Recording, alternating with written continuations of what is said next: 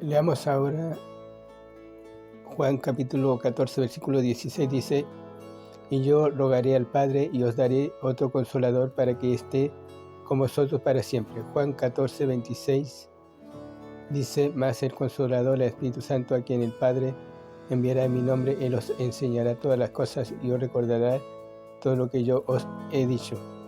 Nótese que dice que el Padre enviará en nombre de Jesús, es decir, Jesús no viene a hablarnos como a veces algunos dicen ver a Jesús. Jesús se fue al Padre y solo vendrá después de la gran tribulación. Es decir, Jesús solo puede estar en la tierra después de la gran tribulación.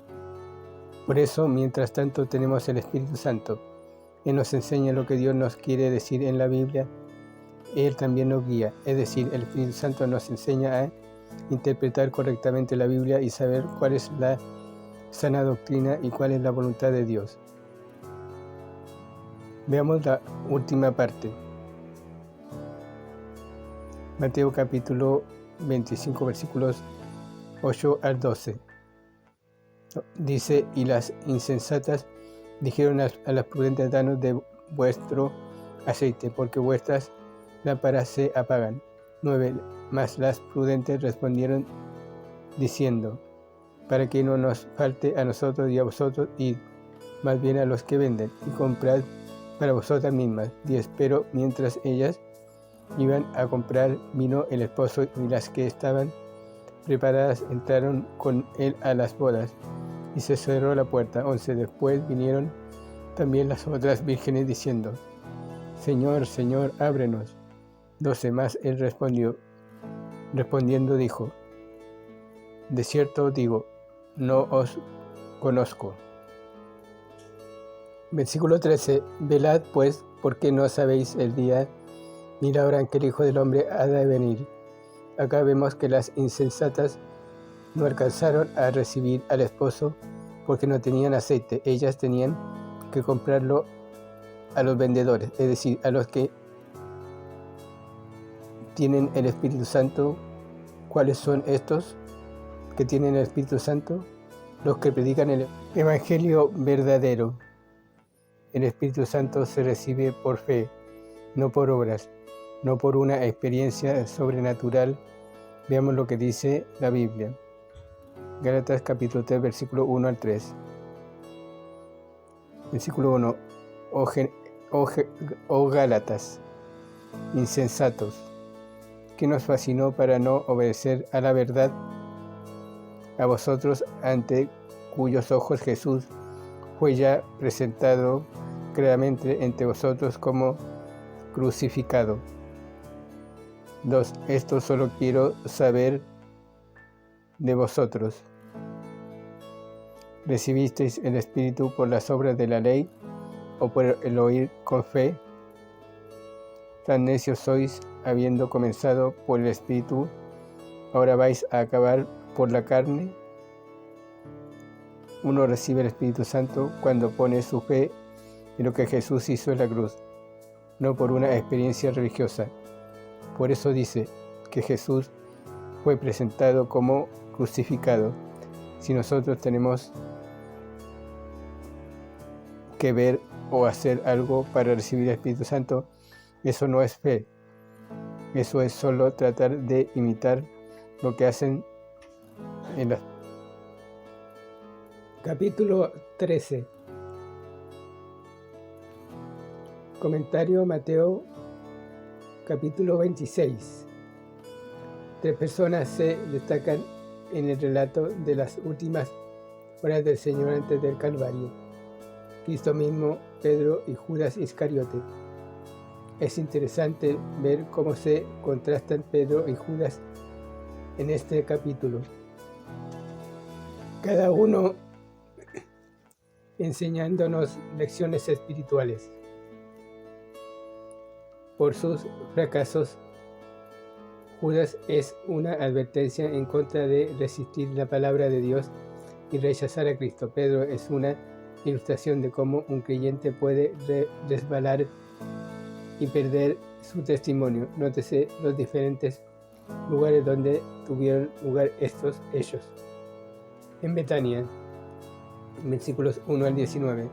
Esto también se relaciona en Juan capítulo 12, donde a la mujer que ungió a Jesús se le llama definitivamente María, mientras que los líderes religiosos judíos estaban tratando de matar a Cristo.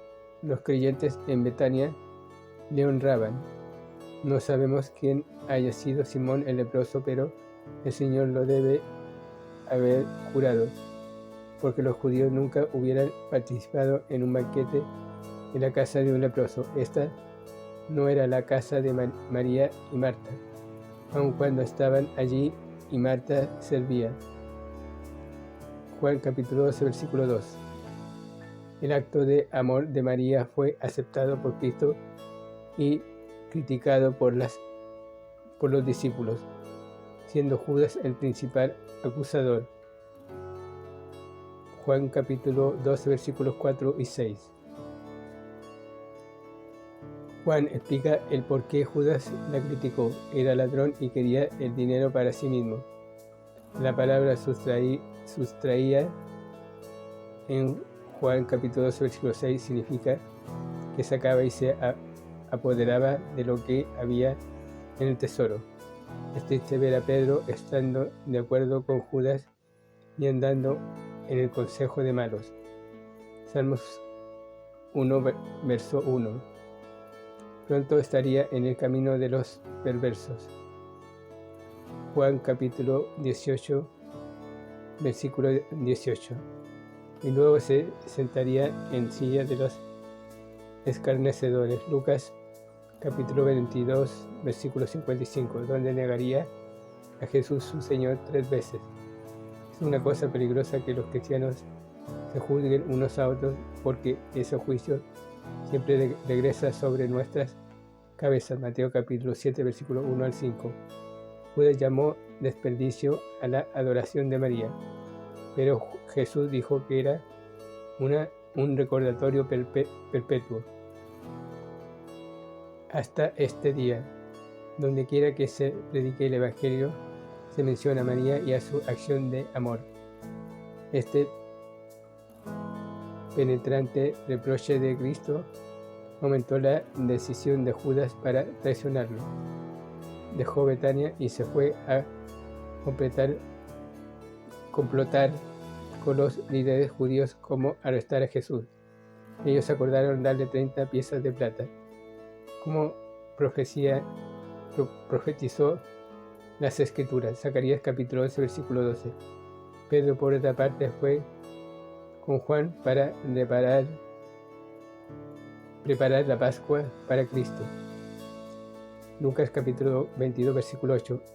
A pesar de sus fracasos, Pedro amaba a Cristo y confió en él, en tanto que Judas salió de ellos, debido a que no era uno de ellos. 1 Juan capítulo 2, versículos 18 y 19. En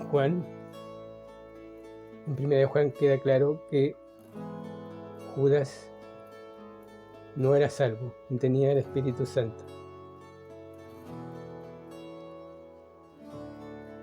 Y es uno de los que Jesús dirá: no te conozco. En el aposento alto, versículos 20 al 35, aquí vemos a Judas engañando y a Pedro jactándose. Jesús anunció que uno de ellos lo traicionaría, conforme profetizaba el Salmos 41, verso 9, cuando Judas le preguntó: ¿soy yo, Señor? Rabí, no, Señor. Su lenguaje sugería que esperaba una respuesta negativa. En otras palabras, pretendía que era fiel a Cristo, cuando ya se había vendido al demonio. Juan capítulo 13, versículo 2, versículo 27.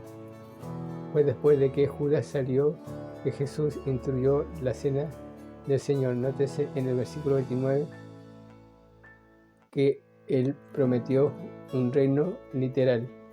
El himno que cantaron fue de los Salmos. 115 a 118. Lea estos salmos y vea las enseñanzas mesiánicas, especialmente en el versículo 118. Fue cuando iban hacia Getsemaní que Pedro se jactó y todos, sin excepción, negaron las palabras de Cristo. Zacarías 13, versículo 7, de que sus discípulos los abandonarían.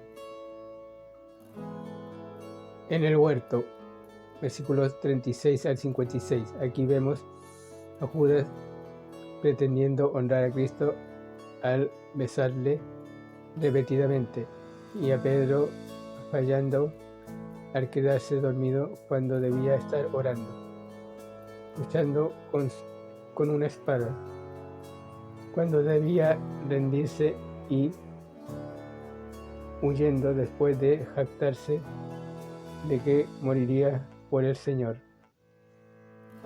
La copa, versículo 39, fue el precio que Cristo pagaría al ser hecho pecado en la cruz. Su naturaleza santa se rebelaba en contra de la perspectiva de ser hecho pecado, y sin embargo su santa voluntad era una con la del Padre, y voluntariamente entregó su vida. Pedro, un pecador, trató de ser un soldado y ganar victorias espirituales con un arma carnal.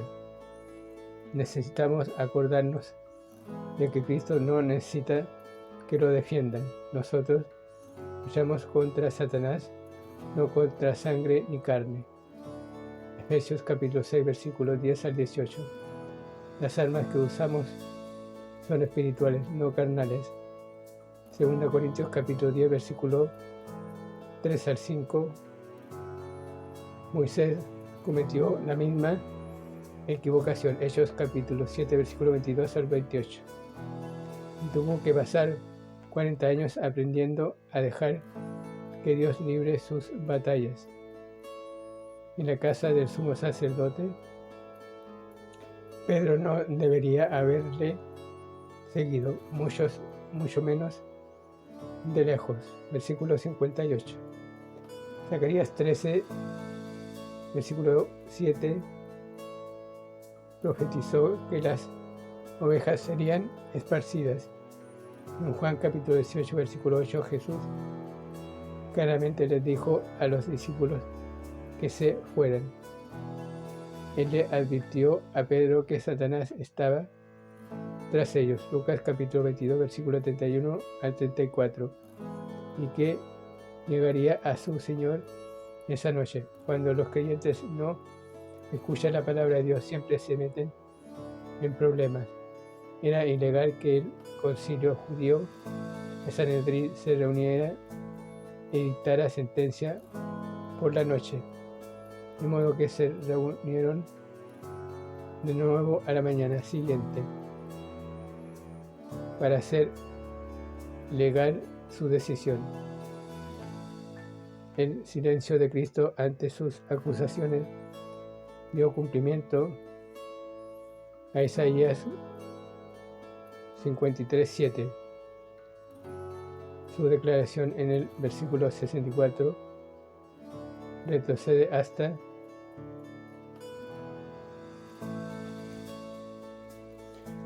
Daniel 7:13 y a las palabras que él mismo les dijo a los fariseos respecto a sentarse a la diestra del Señor. Afirmaba ser Dios y esto hizo que el sumo sacerdote dictaminara que era culpable de blasfemia.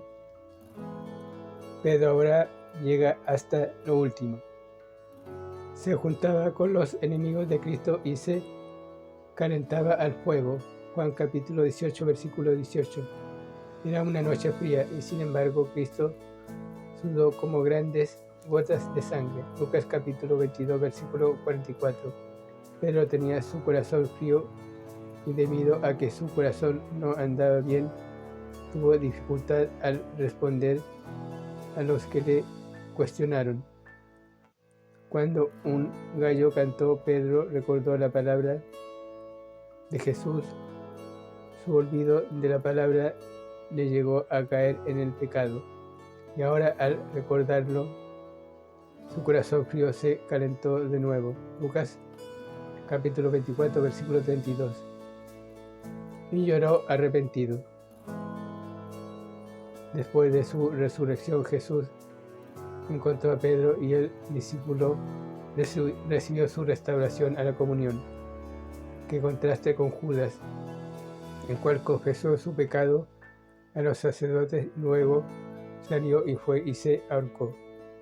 La tristeza de Pedro fue piadosa, que dio como resultado el arrepentimiento y el perdón. La tristeza de Judas fue la tristeza de este mundo, que produce muerte.